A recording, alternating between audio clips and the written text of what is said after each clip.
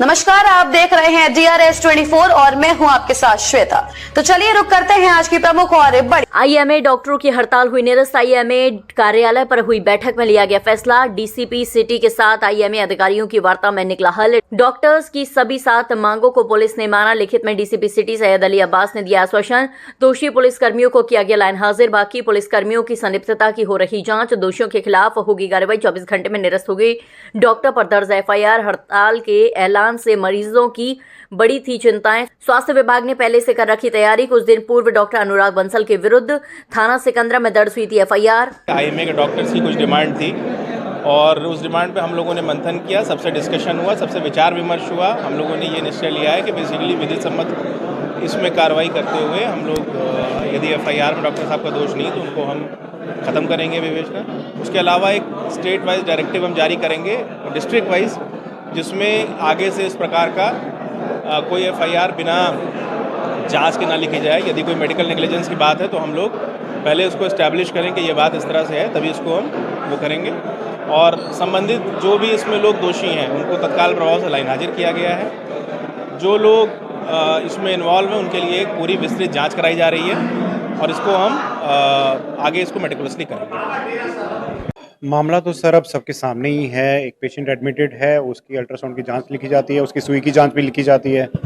मेरे पास डॉक्यूमेंट्स आते हैं, मैं पूरी जांच पूरे अच्छे से सारे डॉक्यूमेंट्स पढ़ता हूं, पेशेंट को प्रोसीजर समझाता हूं, पेशेंट को तैयार करता हूं प्रोसीजर के लिए। प्रोसीजर सिंपल सा होता है, एक नमक के दाने जितना सैंपल निकाला जाता है, पतली सी सुई से निकाला जाता है।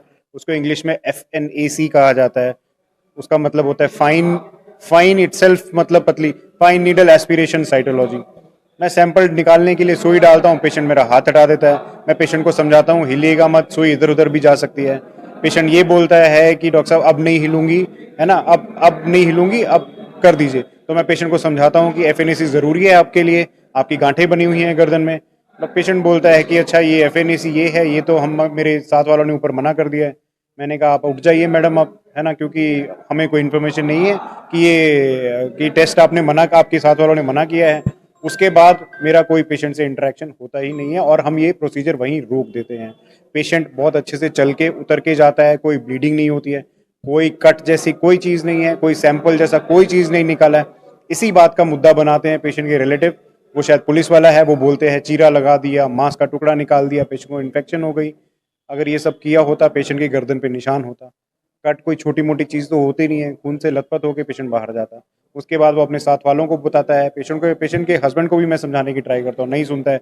मेरे ऑफिस के अंदर बार बार आता रहता है, वीडियो रिकॉर्डिंग करने की ट्राई करता है।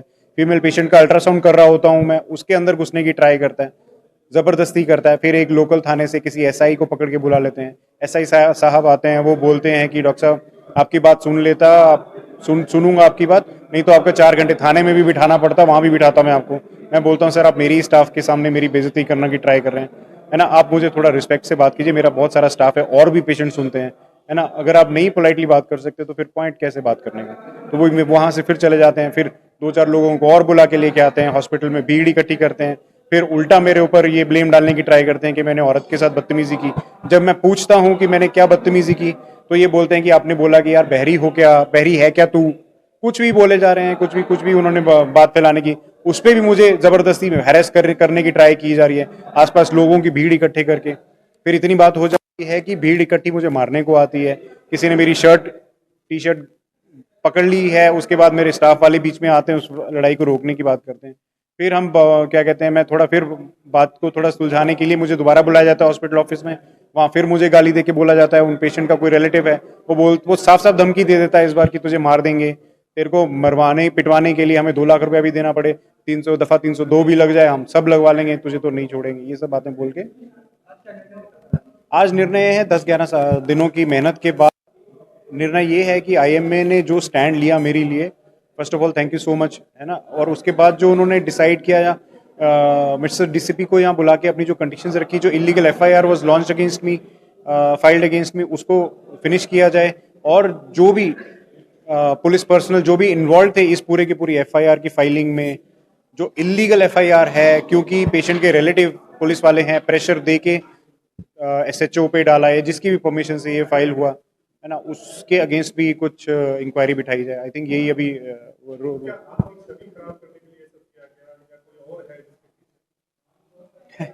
ये तो मैं नहीं बोल सकता हूँ सर, इतना तो मैंने सोचा भी नहीं है। मुझे खाने पीने का टाइम मिल जाए वही बहुत है अभी तो फिलहाल। तो इतना तो मैं नहीं कमेंट कर पाऊंगा कि छवि खराब हुई, ज़रूर है छवि खराब, नींद भी खराब हुई है, भूख भी खराब हुई है, फैमिली बहुत ज़्यादा डिस्टर्ब हुई है।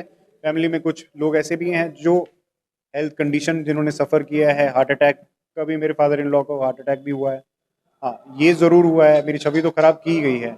कुछ बिल्कुल नहीं, कभी नहीं मिला हूँ ज़िंदगी में, कभी नहीं मिला हूँ मैं, और अभी भी मुझे शक्ल याद नहीं है पेशेंट की।